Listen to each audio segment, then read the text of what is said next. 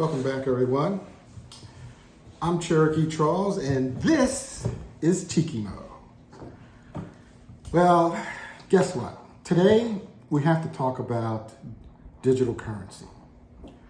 And by digital currency, you might have heard the term cryptocurrency or crypto in your daily ventures. But today we're going to talk about crypto. And I'm going to give you the straight truth about crypto, and in particular, we're going to talk about central bank digital currency. Now, I know that a lot of people may or may not have heard this term, but it is a term that is going to be increasingly important to each and every person in this country, okay? And you can say that you heard it here first. So before I get started, I want you to definitely subscribe and like this channel. It helps me provide videos, which in turn provide financial education to everyone within the sound of my voice. And that is so important. So, what is cryptocurrency, and in particular, what is central bank digital currency? So let's start with cryptocurrency. Cryptocurrency is a digital currency. It is not like this thing right here. This is hard currency. Cryptocurrency is digital. There is no paper digital currency. There's none of that. It is completely digitized. And it lives on the internet. Totally. It lives in what we call the blockchain. And the blockchain is a transaction-based piece of software that continues to run all the time, and it tracks every single transaction involving digital currency. Every purchase and every sale and every transfer from one wallet to another. That's what the blockchain does. Now, there are a number of blockchains. We're not going to get into that specific today. But I just want you to understand what the blockchain is, and I want you to understand what digital currency is. So, crypto came about years ago, and it is here to stay. It is not going anywhere.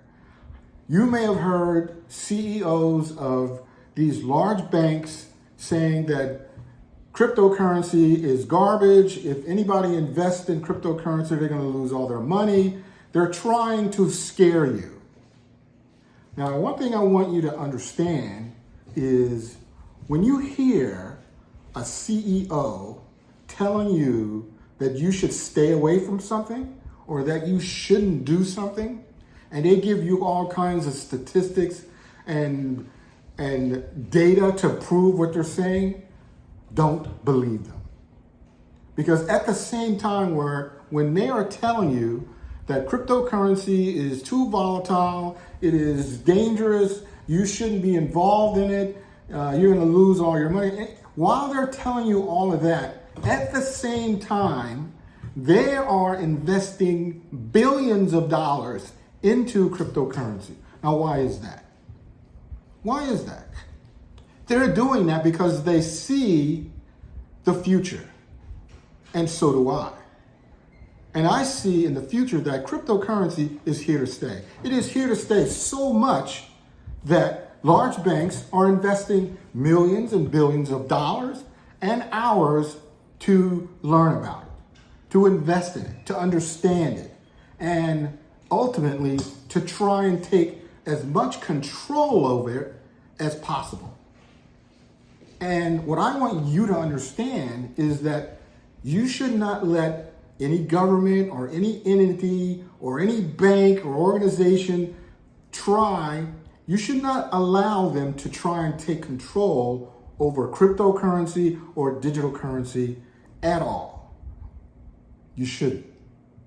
And anybody that tells you that they are in control of it is telling you a big fat bald-faced lie. Now, the biggest name in cryptocurrency right now is Bitcoin. I'm sure you've probably heard of Bitcoin. Right now, currently at the filming of this video, Bitcoin is hovering between $29,000 and $30,000. It has gone up as high as $66,000 per Bitcoin. Currently, right now, in my opinion, it is on sale. In my opinion, all cryptocurrency is on sale. And if you've seen any of my other previous videos, I have been pushing and trying to get everyone that is not financially educated to learn about investing. I don't care if you're investing in crypto. I don't care if you're investing in the stock market, the bond market. I don't care. But what you should do is learn and get yourself financially educated about investing, because you are not going to learn this in school. Your children are not going to learn this in school. And as I previously said, it is financially important to certain groups of people to keep part of the segment of the population financially illiterate. It is to their financial gain to keep a certain portion of the population illiterate. And I will tell you why. The reason that it is important for certain parts of the population to be illiterate is because the rich and the powerful, the controllers, can tell you whatever they want about what's happening in the economy, and you will believe it because you're illiterate. You don't know. You don't understand. But if you do learn and you begin to acquire knowledge, knowledge that you get from this channel, you become financially educated. And you will be able to pick out when someone is telling you a non-truth as opposed to when somebody is telling you the truth. Now, let me give you an example. Last year, Janet Yellen said that the printing of $4 trillion and introducing that into society was not going to be inflationary. It would not cause inflation. Now, I happen to know that anytime you introduce $4 trillion of money into society, it's going to cause inflation. Every time we have printed money, every time any country has printed money and introduced a large sum of money into circulation, it has created inflation. Not some of the time, not maybe part of the time, but every single time any country has flooded their own monetary system with all of this money, it has created inflation. Now, let me give you an example. Suppose Cherokee Charles says, I'm going to give you a car. You only get one car. And that car's got to last you your entire life. You're not going to get another one.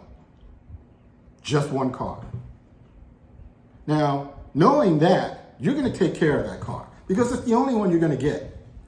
You're going to keep it running great. You're going to change the oil when it needs to be changed. You're going to be looking at the fluids. You're going to change the tires. Anything that is possible that could go wrong with that car, you are going to have your eyes on it and you're going to take care of it. Like, like I said, it's your only car. So the same thing with the dollar. Same thing with the dollar. Now, suppose I said to you, okay, instead of giving you one car, you have access to as many cars as you want. And it doesn't matter what happens to the car that you have, you can just go get another one. Now, with that understanding, you're not going to really value the car that you have that much because you know you can go get another one. If that one breaks down or it runs out of gas or the engine blows up, you know you can just go get another one.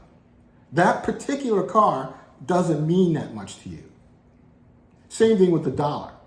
If dollars are scarce, if there's not that many dollars around, then the value of that particular dollar, that currency, goes up because there's not too much of it around. It's scarce.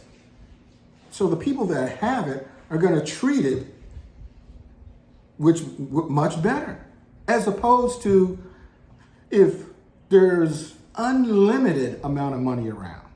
People are going to spend it like crazy. They're not going to try and hoard it. They're not going to try and hide it away or save it or invest it. They're not going to do that. If there's unlimited amount of money around, where if you spend the dollar that you have, if you spend that, you can just go out and get another one and go get another one and another one and another one, then the value of this dollar doesn't mean that much. But if it's scarce, you're going to hold on to it. You're going to hold on to it like it's for dear life. Okay? That's what you're going to do. And that's what's happening now. Okay? That's what's happening with the U.S. currency as opposed to digital currency. The U.S. currency, there's so much money around, the value of it has been going down. Now we introduce cryptocurrency. What is that doing to the economy? Well, cryptocurrency is new. It is in its infancy right now. And it is so new, and it has taken a hold with such great force that banks and governments around the world are stepping up, and they are paying attention to cryptocurrency because it's here to stay. They see how valuable it is. They see what it can do. They see that it's transportable. Now, so let's get into some of the details about cryptocurrency. What gives cryptocurrency its value? Well, here's the things that give cryptocurrency its value. Number one, there's no owner.